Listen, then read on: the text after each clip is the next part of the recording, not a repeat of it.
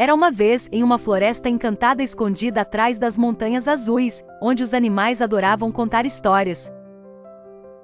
A cada noite, à beira de um lago que brilhava sob o luar, eles se reuniam para ouvir e compartilhar contos maravilhosos.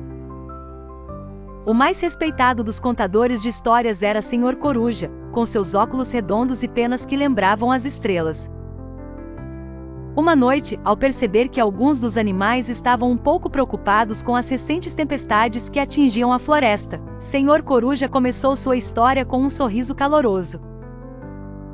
Hoje eu vou contar a vocês a história de Arco e Íris, os dois pequenos pardais que aprenderam o valor da amizade verdadeira, anunciou ele, ajustando seus óculos. Arco e Íris eram dois pássaros travessos que adoravam voar entre as flores e brincar nas folhas. Um belo dia, uma grande tempestade se aproximou, trazendo ventos fortes e raios que iluminavam o céu. Arco, um pouco teimoso, decidiu que eles deveriam se abrigar sob uma grande folha. Aqui estaremos seguros, disse ele confiante, mas Íris estava preocupada. Devemos procurar um lugar mais protegido, aconselhou ela.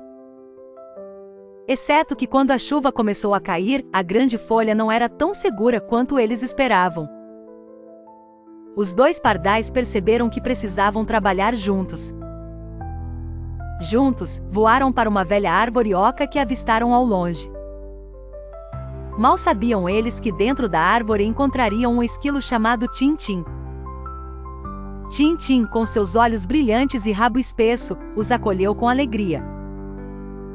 Sejam bem-vindos, disse ele, oferecendo algumas nozes para aquecer os novos amigos. Arco e Íris agradeceram e juntos passaram a tempestade contando histórias e rindo das aventuras passadas.